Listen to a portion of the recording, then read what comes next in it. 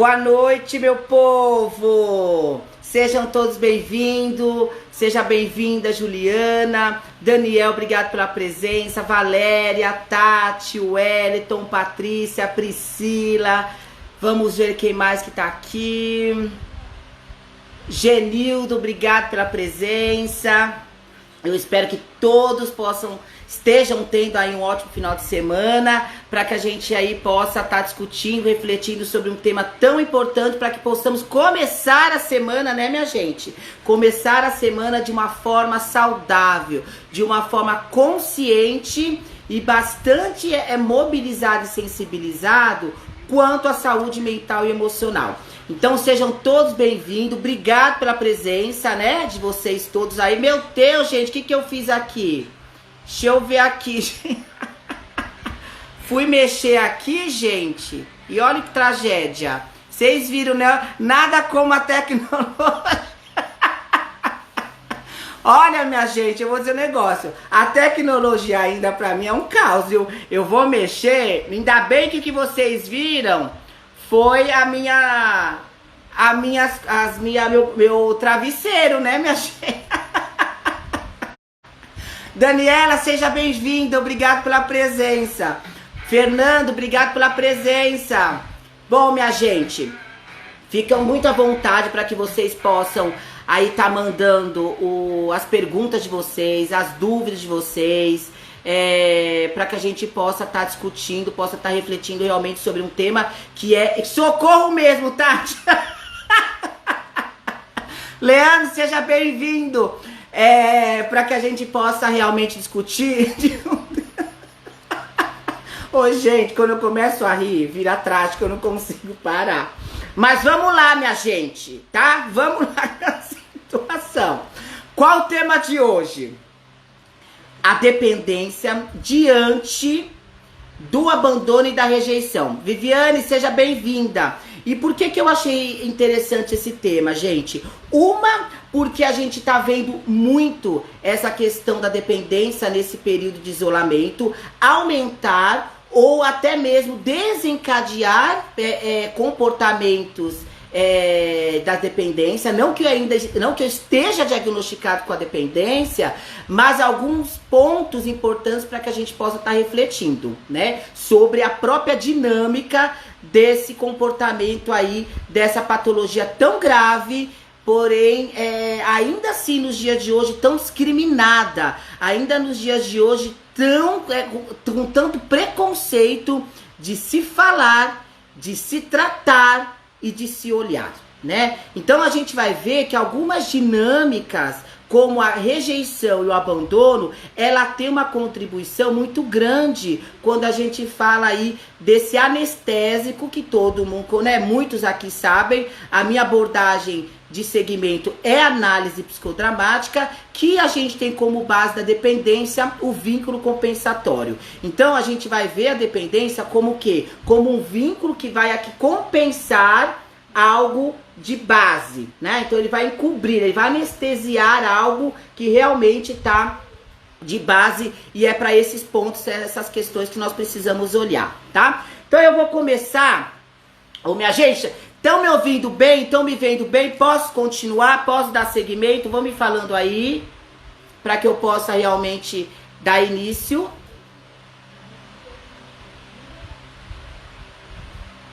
Então, gente, me vendo bem, me ouvindo bem?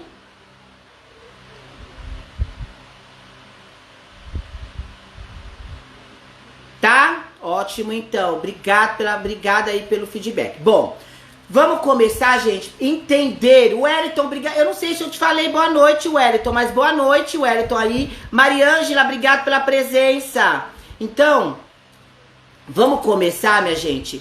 Primeiro, a gente entendendo qual que é a dinâmica do abandonado e do rejeitado, tá? Eu vou trazer exemplos para que a gente possa ter mais o entendimento, a clareza do dia a dia, tá? Então, veja. O rejeitado, gente, a base do rejeitado é a perda, tá? Então, a perda lá atrás, no início da infância. Então, se tem aí, a característica principal do rejeitado é o núcleo da perda. E a característica da base do abandonado é a falta. Então, como que é o comportamento aí, né? E o que originou a dinâmica no desenvolvimento? Então, na questão da rejeição, a pessoa, né? Ela teve os cuidados iniciais, ela teve os cuidados básicos lá atrás, seja pelo cuidador, seja pela mãe, seja pelo pai, pela avó, pelo tio, não importa. Mas a pessoa em que estava o quê? Responsável por esse desenvolvimento dessa criança, tá? Então ela teve esse cuidado, mas em algum momento do desenvolvimento ela perde esse cuidado, seja por uma chegada de um outro membro da família, por alguma situação que aconteceu dentro dessa família, por alguma situação, algum trauma, alguma situação que envolveu essa família, por exemplo. Então, eu tinha todo esse cuidado base, só que aí em algum momento eu perdi. Então, ela ficou o quê? Registrado para ela o quê? A perda desse cuidado, a perda dessa atenção, a perda desse afeto que até então se tinha todo voltado para ela. Kelly, obrigado pela presença, minha linda. E o abandonado, o núcleo de conflito-abandono, ele tem a base da falta, ou seja, ele nunca teve esses cuidados iniciais. E ai, André, mas ele sempre teve mãe, sempre teve pai. Mas às vezes, gente, não é porque eu tenho a figura instalada que eu tenha a presença, que eu tenha esse cuidado. Então, o abandono está caracterizado pela ausência, né, daquele cuidado diante daquele membro, daquela família ou daquela pessoa que está responsável por aquele cuidado, pelo aquele desenvolvimento. Então pode ser, por exemplo, eu tenho uma mãe, eu tenho um pai, eu tenho um tio, mas de repente a família é adoecida. Então ela não tem a base do cuidado com essa criança no desenvolvimento. Pode ser uma criança que ela não foi desejada, então ela já vem, né? Ela já vem ao mundo com essa falta de afeto durante a gestação, com essa falta de afeto durante a construção dessa relação, mesmo sendo na gestação. Nós sabemos que lá no útero, lá no desenvolvimento, a criança já vai desenvolvendo aí essa parte sinestésica, que é o quê? O ouvir, né? Por isso que é importante conversar com a barriguinha assim. Ela vai ter o contato dessa relação externa. Então, isso é uma construção, né? Um desenvolvimento de uma gestação com um grupo que briga, né? Famílias que discutem. É uma criança que foi desenvolvendo aí no meio de uma crise, uma catástrofe, né, familiar ou mundial. Então tudo isso vai trazer o quê? Uma falta de construção de afeto. Tânia, minha linda, obrigada pela presença. Então veja, como que vai desenvolver essas duas dinâmicas?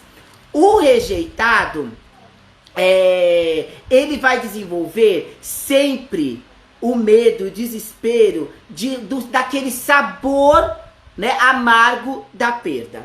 Então, toda possibilidade que ele tem de perder, imaginar que vai perder, ele já faz o quê? Ele já evita. Então, o que ele faz? Quando ele tem uma imaginação que ele vai ser mandado embora, ele corre lá e pede as contas.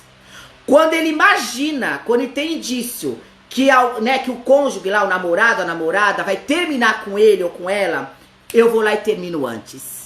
Então eu não suporto, para eu não suportar essa perda, claro, gente, que a gente vai olhando isso muito inconsciente, tá? Porque são dinâmicas que a gente vai perceber no dia a dia, mas é muito inconsciente. Por isso, importante aí, né, de eu voltar para dentro, para que eu possa me conhecer, para que eu possa me sentir, para que eu possa me observar e compreender a minha dinâmica. Porque aí eu vou desenvolver recursos e estratégias saudáveis para lidar com a minha dinâmica, para lidar com esse eu aí, né, que é meu e que não tem o que eu fazer. Tem como eu o quê? Trabalhar questões aí, né, conflitantes, para que a gente possa desenvolver realmente essa qualidade de vida saudável. Então, na possibilidade de eu perder, eu já vou lá e eu mesmo rejeito.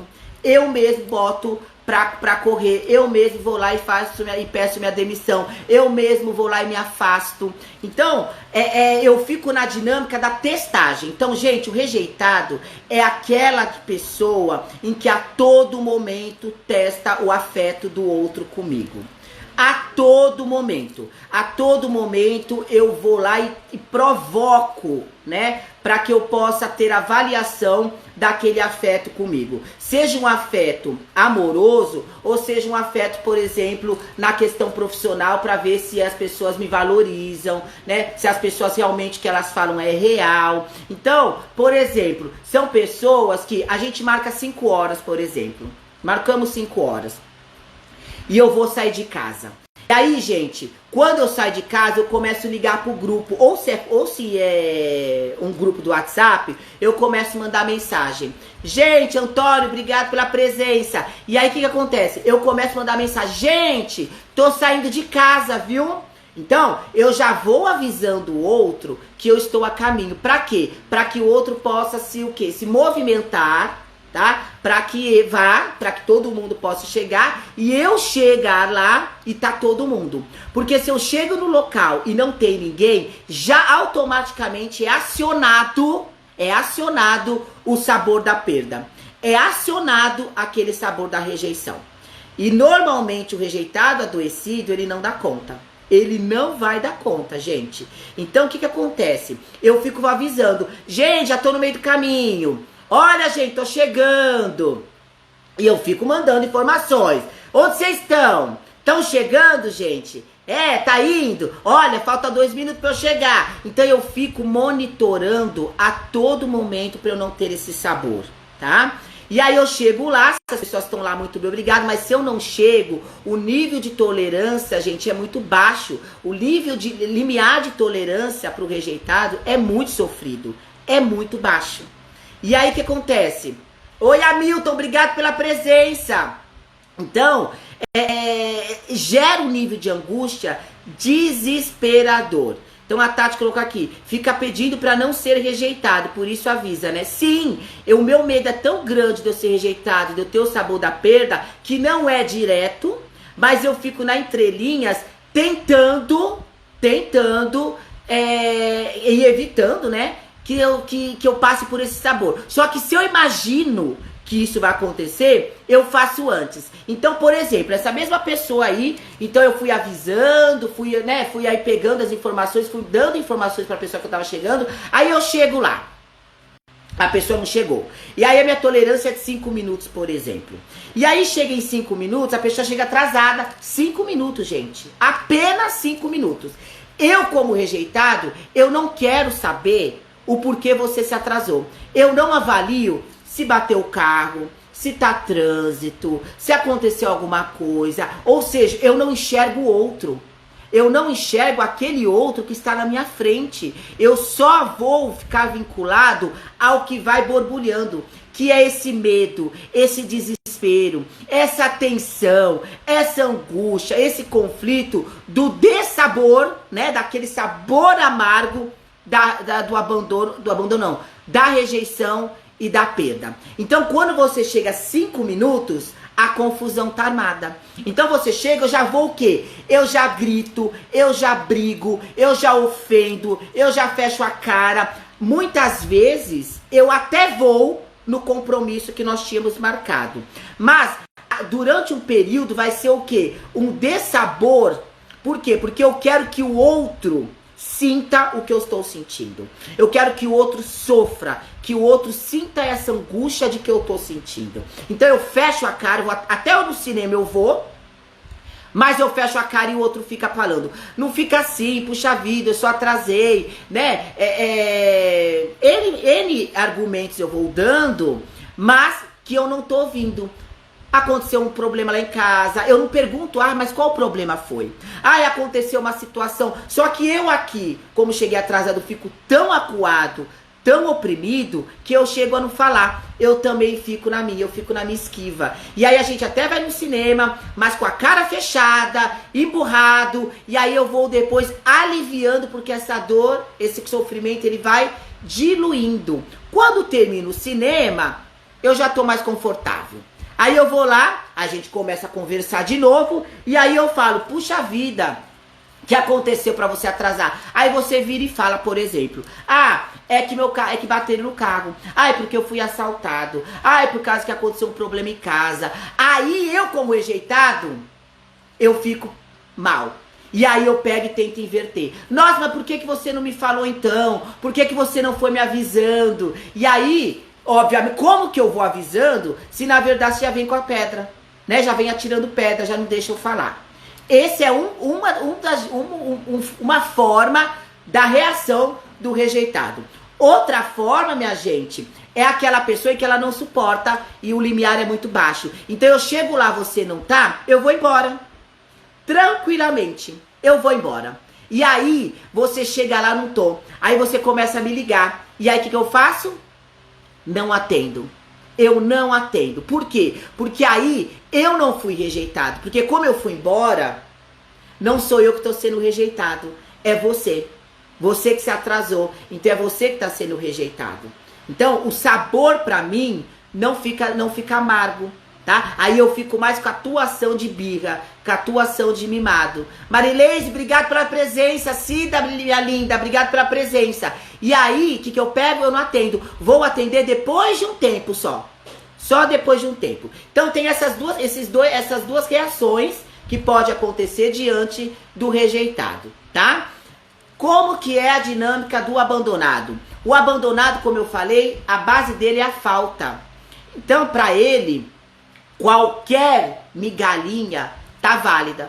Então, ele, como é a falta, gente, que não tem nada, pra ele qualquer coisinha tá bom. Então eu brinco que o rejeitado é assim, você dá um bom dia sorrindo pra ele, você ganhou ele, tá? Você dá um bombonzinho pra ele, você ganhou. Você faz um elogio, você ganhou, tá? Então é aquele perfil, é aquela pessoa. Nath, obrigado pela presença. É aquele perfil, minha gente, aquela dinâmica em que, aos olhos das pessoas, é a melhor pessoa para se conviver. É a melhor pessoa para se conviver. Sabe por quê? Porque você vira e fala assim, ai, André, eu como abandonado, tá? André, que pizza nós vamos pedir?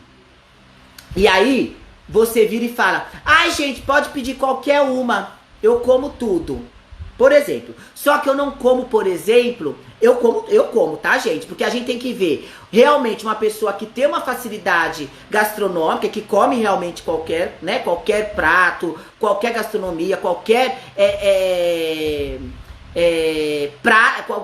qualquer alimento, não tem problema nenhum, tá? E aí isso facilita. Mas tem aquela dinâmica em que não. Eu falo unicamente para não ser abandonado, unicamente para ser gostado, né? E aí, o que acontece? Eu pego e aceito.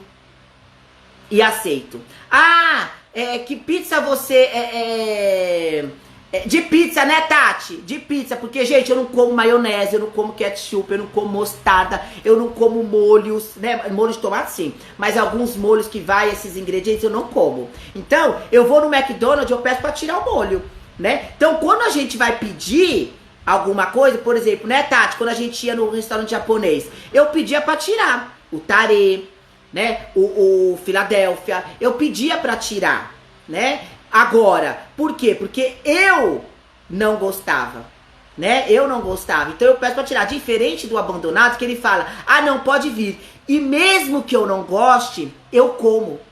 Sabe aquela coisa de descer, vai descer seco, bota um pedaço de um alimento que eu não gosto, tucho água pra que desce. Mas unicamente pra eu não ficar o quê? Desconfortável. Eu não me posiciono. Gente, vamos no cinema? Qual filme vamos assistir? Gente, o que você escolher pra mim tá bom. Então, aos olhos das pessoas, gente, é a pessoa mais perfeita pra se conviver. Porque tudo que eu falo, ela aceita. Tudo que eu colocar, ela aceita. Por quê? Porque ela não teve nada. Então hoje, para ela ter qualquer coisa, qualquer pessoa na vida dela, ela faz qualquer coisa. Qualquer coisa. Pra quê? Pra ela não ser abandonada. Pra ela ter pelo menos alguma coisa que não é a falta, que não é essa ausência. Seja bem-vindo, Valdinei. Então, gente, você imagina pegar uma dinâmica rejeitada com uma dinâmica abandonada. Vocês imaginam? Ou então, pegar uma dinâmica com uma pessoa controladora, super controladora e super possessiva, com uma pessoa, por exemplo, abandonada.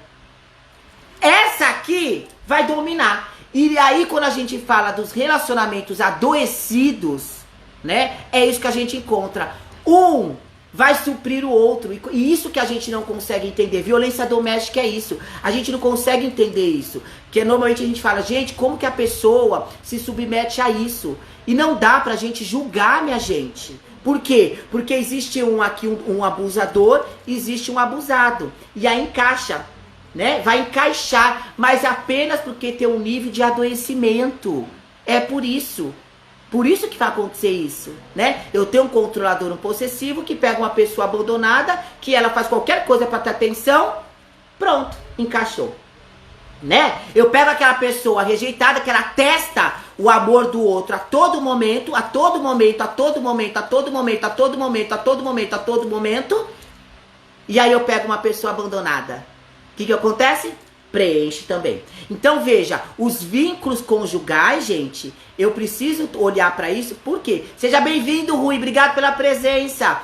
A questão dos vínculos conjugais é importante porque eu preciso dos meus eus saudáveis para que nós estejamos saudáveis. Então, para o nós estarmos saudáveis, gente, os eus precisam estar saudáveis. E quando eu falo eu, gente, eu não tô falando de casal homem e mulher, tá? Pode ser uma relação de 3, de 5, pode ser um homem, né, 2 homens, 2 mulheres, não importa. Quando eu falo casal, eu não tô falando de dupla só de 2. Eu tô falando da constituição do casal, da constituição do relacionamento que existir, mas que tenha que ter esse individual, existe e precisa ter esse individual saudável para que a relação esteja saudável. Se apenas um lado estiver saudável, tenha certeza que essa relação não vai ser saudável. Agora, se as duas relações estiverem adoecidas, tenha certeza que essa relação ela vai para frente. Até em algum momento um ficar mais saudável que o outro. Aí tenha certeza que essa relação ela vai se romper, tá? Então, o saudável é que ambos, né, os eus estejam saudáveis para que a relação esteja saudável, tá?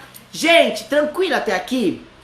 Essa dinâmica, Enzo, obrigado pela presença. Essa dinâmica do abandonado e essa dinâmica do rejeitado, vocês veem que interessante? Porque a gente consegue perceber isso no dia a dia. A gente consegue perceber isso na dinâmica, né? E aí tem um outro núcleo de conflito, que é o de dissociação. Que aí, muito pincelado, porque aí aprofunda-se mais, mas são aquelas pessoas, gente, que a tragédia está ocorrendo e é como pra mim não tivesse acontecido nada. Eu dissocio, tá? E aí eu sempre vou ter uma justificativa, um argumento em que eu vou utilizando caso aconteça no meu dia a dia. Normalmente, pessoas religiosas vão achar que tudo é porque tem que acontecer, porque eu tenho que passar por aquilo, porque aquilo é a minha, como se fala? A minha sina, eu acho que é isso. Então, assim, eu vou sempre justificar por algo transcendental. Tudo é a lua, é o sol, é o vento, é a árvore. Tudo tá na mão do externo. Tudo tá na mão aí do transcendental. No desenvolvimento do dissociado, era aquele momento em que, em casa, por exemplo, os pais estavam quebrando o pau e a criança continuava brincando. Ela dissociava, ela continuava brincando, ela interagia ali, ela conversava com os brinquedinhos e o pau quebrando, tá? E o pau quebrando. As coisas ali acontecendo, a tragédia, e a criança continua interagindo e brincando, tá? Iago, obrigado pela presença. Mas eu peguei só esses 2 núcleos, que é o abandonado e o rejeitado, que é o que eu acredito que está vinculado aí nessa parte da dependência, tá? E o dissociado existe também, que são essas pessoas, como eu falei pra vocês, que tem sempre aí um argumento transcendental, tá? A Kelly colocou aqui, deixa eu só puxar aqui, papéis complementares. A Kelly colocou aí quando eu falei desse encaixe. Isso mesmo, Kelly. Existe o quê? A compensação. É o compensatório que a gente fala, tá? Porque a dependência, ela vem como vínculo compensatório. Vai compensar algo que está aqui atrás. Então, vamos lá. Olhando para o abandono, que é a base da falta, e olhando para o rejeitado, que é a base da perda, quando a gente fala da dependência, que é o vínculo compensatório diante das minhas sensações e sentimentos, em que eu não estou conseguindo dar conta, e não necessariamente são sentimentos desconfortáveis, tá? Para eu cobrir um buraco, ou para eu cobrir, né, pedaços que estão fragmentados, a dependência ela vem para ir, ela vem para abafar essa sensação de rejeição e esse sentimento aí, né, de medo, de perda, por exemplo, e também do abandono, que é da falta, que é o buraco enorme que existe. Então a dependência aí ela vem para suprir esse buraco, esse vazio. Claro, gente, que a gente tá falando que a dependência ela não desenvolve de uma hora para outra, de um dia para o outro, né? Ela vai o quê? Ela vai evoluindo, ela vai se agravando. Então, numa live eu falei muito sobre isso, que a gente tem que perceber qual o papel daquele comportamento, daquele uso na minha vida. Seja qual for, tá, minha gente? Então, ou seja, eu não tô nem dizendo na questão aí de um diagnóstico de dependência. Mas eu estou falando qual o papel do álcool na minha vida, qual o papel do café na minha vida, qual o papel da internet na minha vida, qual o papel de colecionadores. Vocês sabem que acumuladores, por exemplo, ele traz um argumento de colecionador. Ele coloca como sendo colecionador. E na verdade, de base, ele é um acumulador. Que é uma dependência, né? Uma dependência afetiva de que eu preciso acumular coisas para suprir esse buraco, para suprir esse vazio. Então, são percepções, são, né, insights em que a gente vai tentando fazer com que o paciente perceba, ou então que no dia a dia, quando eu vou me percebendo, me observando, me sentindo, né, eu vou tendo esses insights, essas questões, para que eu possa desenvolver uma qualidade, né, de vida saudável diante dessas questões que são minhas, que não é do outro, né? Seja bem-vinda, Mariana, obrigado pela presença. E aí vocês entendem, gente, como é importante eu me conhecer, como é importante eu me perceber, para eu parar de delegar ao outro. O outro, André, eu tô irritado, eu tô muito pé da vida porque o outro atrasou. Não é o outro. Tem também a questão do atraso do outro. Vocês sabem qual que é a certeza do atrasado, gente? Do atrasildo? Que sempre vai ter, o outro está esperando. Essa é a certeza do atrasildo. O atrasado, a pessoa que atrasa a todo momento, a pessoa que é atrasilda, ela tem a certeza que vocês estão esperando. Por isso que ela atrasa. Por isso. Porque o dia que eu chegar lá e não tiver ninguém, aí eu quero ver. E você vê isso em dinâmica. Você vê pessoas que elas sempre se atrasam. Sempre. Sempre. Mas aí o que acontece? Chega no concurso público, ela chega atrasada, ela não entra. Chega no Enem, por exemplo, ela chega atrasada, ela não entra. Então, chega numa entrevista, ela chega atrasada, ela não vai ser entrevistada. Então, ela começa a ter prejuízos por esse atrasos. E aí, o que acontece? Começa a angustiar. Aí eu começo a angustiar pelos meus atrasos. Porque até então, você vê pessoas dizendo assim, mas eu sou assim mesmo. Ou então o grupo mesmo já faz isso. O grupo vira e fala, gente, vamos falar que é às 7, porque a pessoa sempre atrasa e aí ela vai chegar às 8. Mas aí a gente, entre nós, marcamos às 8. Gente, eu tô reforçando a dinâmica do outro. Eu tô reforçando. O grupo, olha isso que grave. O grupo está reforçando o adoecimento do outro.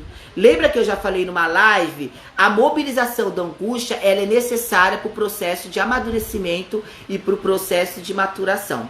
Para o processo de movimentação à mudança. Se eu não tiver angústia, gente, isso não vai acontecer. Então, a dependência, ela vem para isso. Ela é um sintoma de algo que eu não consigo sentir.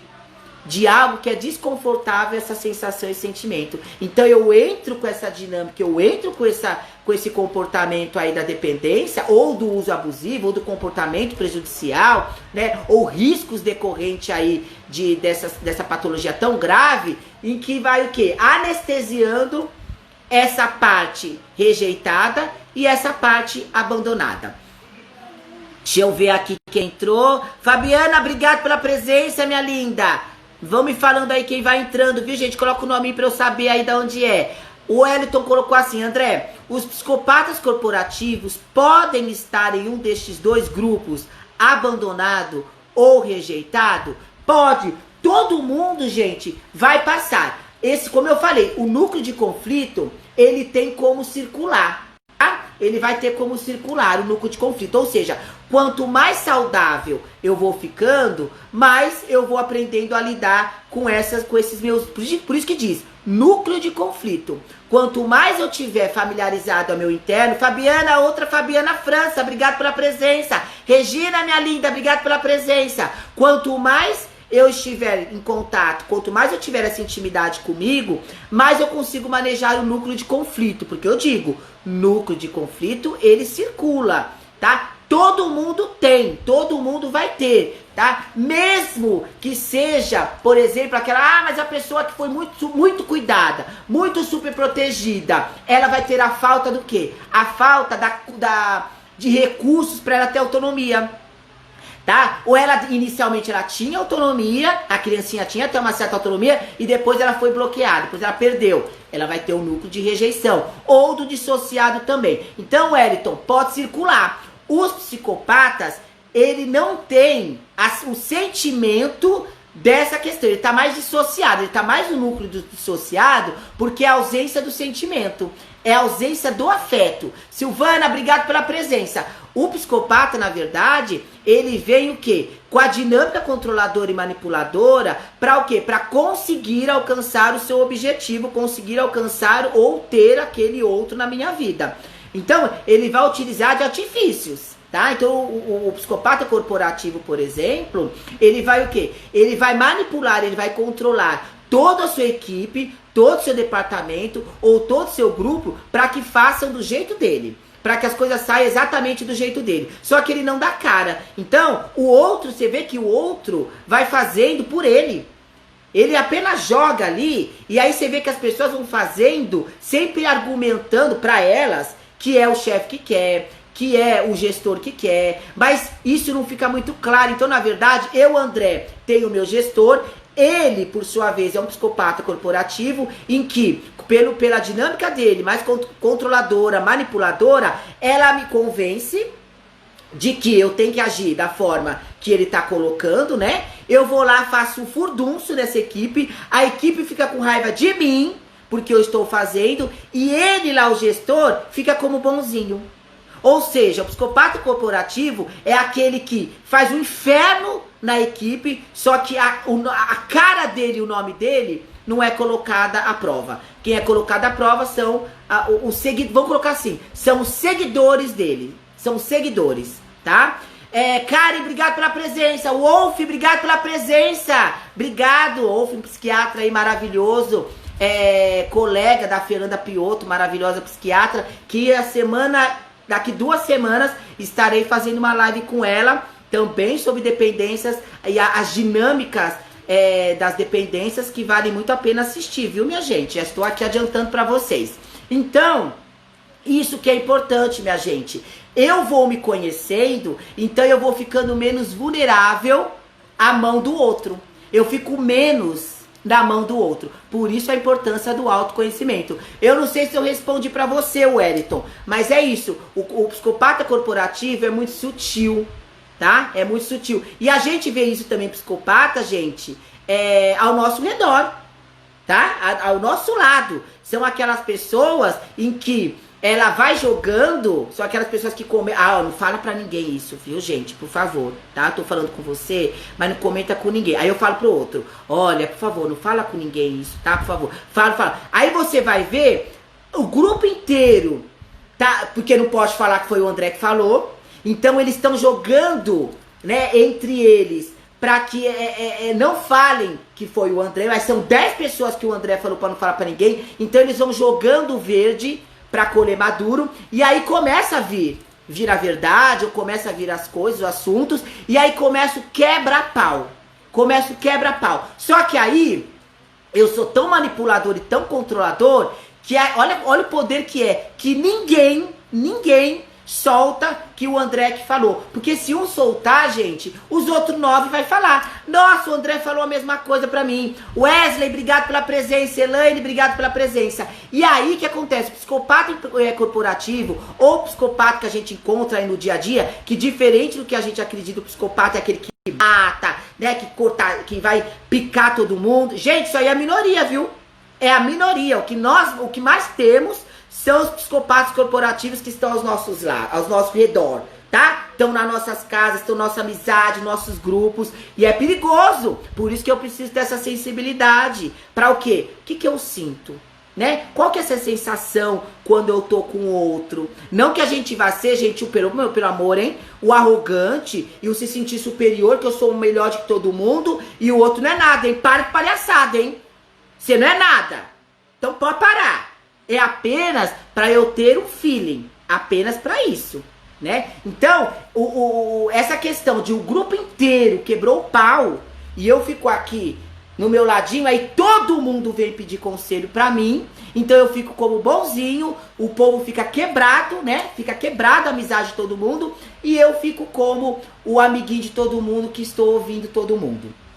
Então, minha gente, por isso que eu sempre falo, né? A transparência e a verdade diante de uma amizade, diante de uma empresa, diante de uma relação, ela é primordial, gente. Ela é importantíssima por causa disso. Porque se alguém falar pra você, te oprimir diante de alguma coisa que você acredita que está te anulando, te agredindo, né? Isso eu preciso reavaliar essa relação. Eu preciso avaliar esse relacionamento, seja ele qual for, se está sendo saudável pra mim. Então eu tenho que ver se eu quero pagar esse preço, se é saudável pagar esse preço. Então por isso que é importante eu ter a percepção de que quando o outro chega atrasado e eu tô pé da vida, não é por causa do outro. Sou eu, tá? Sou eu. Eu tenho aí um núcleo de conflito desesperador rejeitado, em que eu tenho, acionou aquele sabor tão amargo da perda, tão amargo da rejeição, que eu desconto. Mas não é o outro, gente, sou eu. E eu tenho que aprender a lidar com essas questões. Eu tenho que desenvolver recursos, estratégias saudáveis para lidar com aquilo. De eu chegar e falar pro outro, nossa, eu fiquei super chateado. Né, fiquei super arrasado, eu me senti menosprezado, eu me senti desrespeitado por esse atraso. Eu acredito, né, da próxima vez, será que dá pra você me avisar? Será que dá pra me dar um toque? Porque eu fico aqui esperando, começa a me dar um desespero tão grande, eu começo a transpirar, começo a passar várias coisas na minha cabeça, eu começo meu coração a disparar. É isso, gente. As relações, se eu não posso ter esse tipo de relações, tem uma frase de um filósofo, eu acho tão interessante, se você tiver um relacionamento, seja ele qual for, em que eu preciso ficar podando a mim, ou ficar me policiando, que eu tenho que falar, eu tenho que reaver esse relacionamento, minha gente. Eu tenho que reaver, se eu tenho que ficar filtrando o que eu falo, o que eu vou me posicionar, porque o outro vai ficar chateado, o outro vai ficar com raiva, o outro não vai gostar. Eu preciso reaver, minha gente. Eu não sei se essa relação é saudável. Se eu não posso me posicionar dentro da empresa, porque eu tô com medo de ser demitido, eu tô com medo de represália. Gente, eu tenho que reavaliar se tá sendo saudável essa empresa, se tá sendo saudável esse emprego. E eu sei que todo mundo precisa de dinheiro, tem contas para pagar, nós estamos num momento aí crítico, de crise, e nós já falamos sobre isso, eu entendo, então você tem que compreender, eu tenho que me perceber, para parar de arrumar desculpinha com relação a esse externo, a esse outro, porque sou eu que não tenho coragem de terminar o relacionamento, eu que não tenho coragem de pedir demissão, eu que não tenho coragem de limitar o outro, porque, gente, o outro eu preciso limitar. Olha, eu não gostei daquela brincadeira, viu? Essa brincadeira me ofende, essa brincadeira me chateia. Ai, como você é mimimi. Não, gente, a partir do momento que eu tô me expressando, o outro tem que respeitar. Como eu também tenho que respeitar o espaço do outro. Então para com essa de achar que o outro é mimimi, porque o outro falou pra não passar a mão na cabeça dele, porque é o cabelo dele. Gente, eu quando tô com o cabelo comprido, meu cabelo cresce pra cima. A tragédia. Vocês não têm noção. Meu apelido, quando eu era pequenininho, era Michael Jackson, Jack Five, não sei por quê. Porque meu cabelo fazia assim, ó. Não é pra cima. Então você imagina o fuá, gente, meu fuá? É pra cima? Você imagina de manhã, como é meu cabelo. Então, quando eu arrumava meu cabelinho e eu ia trabalhar ou ia pra escola, quando mexia no meu cabelo eu surtava. Por quê? Porque bagunçou, minha filha, o fuá não consegue mais baixar, porque já tinha molhado, tava seco e mexeu, não mexia mais. Então veja, se o outro fala pra você, olha, não gostei dessa brincadeira, será que pode você não colocar a mão mais na minha cabeça? Respeite! Pare de ficar invadindo o espaço do outro. Você gostaria? Porque pra mim é delicado aqui. Mas e você, de repente, pode ser em alguma parte do seu corpo em que você se sente agredido? E se você não respeita o corpo do outro, eu vou lá então e faço com você. Aí eu quero ver o que você vai fazer. Tá? Então se você não gosta de em você, respeite o espaço do outro. Porque é muito bonitinho. Enquanto tá acontecendo com o outro, ok. Cristina, obrigado pela presença. Agora, quando acontece comigo, aí eu me sinto ofendido. Se você faz, então você está abrindo brecha para o outro fazer. Então para. E é o que está acontecendo muito nesse momento de crise, nesse momento caótico que nós estamos vivenciando. As pessoas só estão... É fácil julgar e fácil criticar o outro, enquanto não acontece comigo. Porque você não perdeu ninguém de Covid-19. Você não diminuiu o salário. Você continua trabalhando em casa sem prejuízo algum. Você não teve nenhum dano devido a esse isolamento. Então é fácil você falar que o outro tá sendo irresponsável, que o outro não tá nem aí pras pessoas, que o outro deveria pastar por estar saindo pra rua, pro outro tá indo trabalhar, ele deveria sim pegar o Covid, seja lá o que for, jogar até praga. O povo joga até praga. Mas é porque você não aconteceu nada, né? E aí é fácil bancar isso, é fácil ter um discurso bonitinho, que as pessoas é isso, que as pessoas são aquilo. Por quê? Porque com ela, gente, se eu não sair pra trabalhar, eu me prejudico. A única pessoa que a renda dentro de casa sou eu. Então eu preciso sair. Eu não posso me dar o luxo de ficar dentro de casa, tá? Agora você tá dentro de casa, não diminuiu R$1, não diminuiu €1 seu. E ainda assim que diminuísse 50% do seu salário, ainda assim você consegue bancar a sua casa. Você consegue bancar a sua família, tá? Só que o outro lá não. Então pare de julgar. Pare de julgar se o outro faz isso ou se o outro faz aquilo. A questão do ser humano é isso. Eu já falei isso em várias lives. Eu acho que até a Cris achou graça e a Ilza também, né? Pare de ficar olhando o rabicó do outro. Olha o seu rabicó. Mas as pessoas ficam olhando o rabicó do outro. Juliana, minha linda. Ai, eu acho que eu falei boa noite pra você, com certeza. Então, a gravidade é essa. Eu olhar o rabicó do outro e julgar o outro. Sem saber a história do outro, sem saber o porquê isso do outro, e ainda assim, querer saber o porquê. O outro tem que justificar o porquê que ele tá fazendo isso. Toma conta da sua vida. Eu sei o porquê que eu tô saindo de casa, ou eu sei porquê que eu tô em casa, ou eu sei porquê que eu tô tendo alguma, relevando algumas questões. Eu sei, e sou eu que tenho que saber, não é você. Não é você que tem que saber. Então, por favor, Flávia, obrigado pela presença. Então, pare de ficar julgando o outro. E quando a gente fala da dependência, é isso. É tão pesado, gente, a patologia. Já é grave a patologia da dependência, gente. E ainda assim eu tenho que lidar com o povo me discriminando, me chamando de vagabundo. Que eu não paro porque eu não quero. Que eu sou safado. Olha, é tão triste isso, uma patologia tão grave, uma patologia tão séria, e ainda assim, no momento atual, é como eu falei no início, é tão discriminada, né? Existe um preconceito tão grande. E aí aquela coisa que eu falei, a saúde mental e emocional, ela ainda assim é pouco falada, ela ainda assim é pouco assistida, ela ainda assim é pouco conversada e pouco discutida por causa disso. Como a gente já falou, ninguém leva para o RH um atestado de psicólogo, um atestado de psiquiatra. Por quê? Porque o olhar e a visão da empresa já vai mudar. Ou então você fala pro seu amigo que você toma um remédio psiquiátrico, ele já vai falar, ih, é louquinho. Olha, gente, que ignorância. E eu que tomo remédio pra pressão todo dia, o que vocês vão falar? É uma doença crônica. E aquele que toma um remédio pra diabetes todo dia? É uma doença crônica. A dependência é uma doença crônica, gente. Só que é tão grave, é tão triste. É tão triste. Eu preciso entender quais são as sensações e sentimentos que aquela pessoa não está conseguindo dar conta, que ela precisa anestesiar a todo momento. É isso. Tá? É isso. Então é muito sério. Quem sou eu para julgar?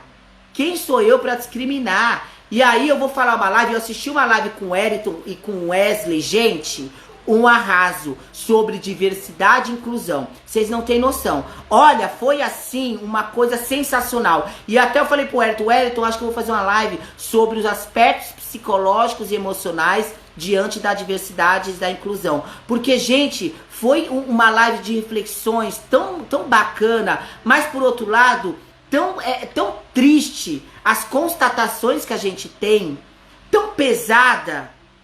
Por quê? Unicamente por causa de um nominho chamado julgamento. Julgamento. Tá? Quem é você pra julgar o outro, hein? Quem é? A Juliana colocou assim, é muito julgamento pra pouco bom senso das pessoas. Mas quem julga já não tem bom senso, né, gente? Quem julga já não tem bom senso. Começa por aí. Tá? E quando eu falo, André, então você tá julgando ao outro que não tem bom senso. Não, eu tô dizendo uma constatação de dinâmica. O que é a pessoa julgar? Porque o julgamento, você pode perceber, o julgamento ele vem de impulso. Normalmente são pessoas impulsivas. Eu julgo e depois eu me breco. Que são pessoas impulsivas. Eu faço e depois eu me breco. Tá? Então é importante que eu perceba essa minha dinâmica. Para que eu vou desenvolvendo recursos e estratégias para lidar com essa minha dinâmica. Porque, ok, eu posso ter uma dinâmica que é muito julgadora. Ok. A questão, gente, é atuar. É eu atuar em cima do julgamento. É eu ter essa dinâmica e a todo momento eu estar julgando. Então eu posso ter o julgamento aqui, parar aqui. Parou aqui, pronto. A questão é eu ir à frente. E é isso que acontece. O julgador atuante é aquele que, falei, não tem o bom senso. Exploda-se se o outro vai ficar chateado, se o outro vai ficar com raiva. Eu sou assim, eu sou verdadeiro, eu sou sincero. Quem gosta de mim gosta, quem não gosta, exploda-se. Você é arrogante, isso sim. É isso que você é. Você é arrogante, você é prepotente. Narcisista, é isso que você é. Tá? Humildade, você não tem nada. É isso. A Tati colocou aqui. Hoje estamos rodeados de juízes, principalmente nas redes sociais, onde cancelam o outro o tempo todo. Tati, acabam com o outro o tempo todo, né? As pessoas destroem o outro o tempo todo. E tem muitos perfis psicológicos que é esse, né? Existem perfis que para eu existir, eu preciso destruir o outro. Para eu sentir vivo, eu preciso matar o outro. Matar simbolicamente, psicicamente, tá, gente? E é muito sério isso. É muito sério isso.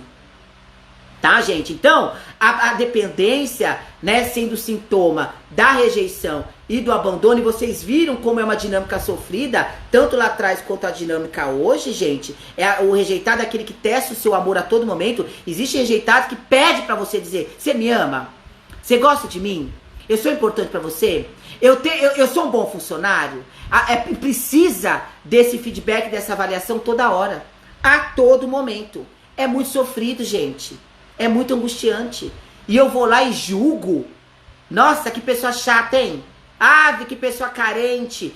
Gente, olha que peso pro abandonado você falar pra ele que ele é carente. Pra ele, ok.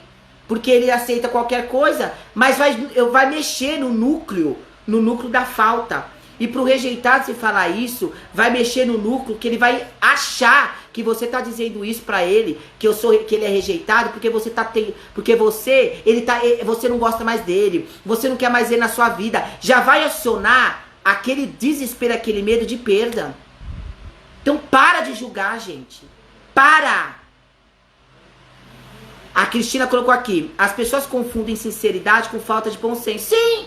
Sim, mas por isso, Cristina, mas também tem, eu vou te contar, existem pessoas, a sinceridade, que a gente fala do sincericida, é grossa, é estúpida, não tem o mínimo de assertividade. Eu tenho que falar tudo e tenho que me expressar tudo, gente, tudo, mas de uma forma assertiva, não de uma forma grosseira. Ah, mas é o outro que é muito mimimi, esse é meu jeito. Eu vejo muito aqui muito aqui na Europa. As pessoas são mais diretas, são muito mais claras. E aí as pessoas confundem com grosseria, com estupidez. Mas que na verdade é a cultura. Mas aí também tem o saudável dessa troca da relação, né? O outro mais direto e você de repente mais sensível, não sei se pode ser essa palavra, você pega e vai trocando, você posiciona pro outro, né? Você expressa pro outro, e aí vai ter o quê? Construindo uma relação mais saudável para nós. Essa é a riqueza, é a arte das relações, gente. Para com essa questão, eu sou assim, nasci assim, vou morrer assim. Isso é arrogância. Isso é prepotência, isso é narcisismo. Isso entra quase na linha, né, da própria patologia de que assim, eu me basto. A Tati colocou aqui, as pessoas não têm noção do outro, não enxergam o outro. Não enxergam o outro, que é aquela coisa que eu falei. Por isso que eu sinto, por isso que acionam aquele sensação, aquele sentimento muito desconfortável. Por quê? Porque eu estou enxergando a mim. Eu não enxergo o outro, eu enxergo a mim. Tá? Quando eu fico muito pé da vida que o outro fez algo que vai acionar a obrigatoriedade de eu ter que fazer algo, eu não tô pé da vida com o outro. Eu tô pé da vida porque eu vou ter que fazer algo, eu vou ter que me movimentar. É só por isso. Ou seja, não é por causa do outro, é porque eu quero me poupar. Eu quero me poupar, né? A Tati colocou aqui, construção de pontes e não muros. Sim, eu boto uma barreira. Porque a ponte, a gente vai chegar no outro, né? A gente vai chegar do outro lado. O muro a gente não consegue, minha gente. A não ser o Homem-Aranha, né? O Homem-Aranha simbolicamente. Como será esse Homem-Aranha simbolicamente, né? Então é importante que a gente realmente construa pontes e não muro nas relações. Minha gente, terminando, porque senão eu não consigo gravar a live. Espero que eu tenha contribuído para uma conscientização tão importante sobre a dependência como sintoma da rejeição e do abandono. E eu espero que eu tenha contribuído para que a gente possa se perceber diante das dinâmicas das rejeições e do abandono. Eu tenho certeza que quando eu fui comentando, a gente vai se identificando. Todo mundo tem esse núcleo abandonado, rejeitado e dissociado. A questão é eu desenvolver recursos e estratégias saudáveis para lidar com esses núcleos no meu dia a dia. Para isso, eu preciso me conhecer. Para isso, eu preciso me perceber. E para isso, eu preciso do autoconhecimento. Então, se você acha que você é tão bambambam para fazer isso no seu dia a dia apenas você, parabéns. Isso mesmo. Já começa por aí a sua decadência, né? Agora, se você aí está angustiado para desenvolver uma melhor qualidade de vida saudável, procure o seu autoconhecimento. E não venha me dizer que a terapia, eu vou para academia, que é minha terapia. Eu vou ler um livro, que é minha terapia. Eu vou cozinhar, que é minha terapia. Também você está no caminho da decadência, tá? Terapia não tem nada a ver com cozinhar. Não tem nada a ver com educação artística, com educação física, seja lá o que for. Terapia e psicoterapia é você entrar em contato consigo, mesmo que seja uma negação sua diante do seu reconhecimento de algumas constatações que realmente você não quer entrar em contato, tá bom? Gente, obrigado, o Herto, obrigado aí pelo feedback, Juliana, Tati, então obrigado aí por todos que compareceram, gente. Vamos nos falando. Marcelo, obrigado pela presença. Vai ficar gravado a live aqui. Deixa eu ver aqui se eu pulei alguém. Juliana colocou, é tão delicioso isso que nem sinto o tempo passar. Ai, obrigado, Ju, obrigado pelo feedback. Eu acho que eu respondi a todos, porque, gente, eu não gosto de fazer uma live que no final eu não respondi, ou eu não falei com vocês, porque senão é aula, né, gente? A diferença da live é essa. A diferença da live é essa interação, em que eu possa ir aí enxergando vocês e olhando vocês, para que não fique aula, porque aula, curso, isso aí a gente pode montar e pode vender, pode colocar aí nas redes sociais. Live é isso, é interação. Porque senão, isso aqui... Então é melhor eu gravar o vídeo e postar, né? Se eu não interajo, não respondo perguntas pra vocês, não respondo... É igual congresso. Tem muitos congressos que as pessoas ficam lá falando. E aí na hora das perguntas, sabe o que elas respondem? Anotem aí, gente, que eu vou responder pra vocês por e-mail. Nunca vem um e-mail. Nunca chega o e-mail, tá? Claro que existem alguns momentos, né, gente? Que fica tão empolgante que às vezes não dá pra responder, como já aconteceu comigo também. Mas eu tento evitar isso ao máximo, tá bom? Gente, a frase, eu gostei que a frase da Tati colocou e eu vou repetir pra gente finalizar nossa live. Construa pontes e não muros, tá bom? Gente, tchau, tchau. Semana que vem... essa semana tem live no sábado, vou postar aqui em breve e no domingo também. Em breve, aguardem minhas postagens e aí vamos nos falando. Quem quiser falar comigo, só ir lá no direct, tá bom? Tchau, tchau, gente. Obrigado.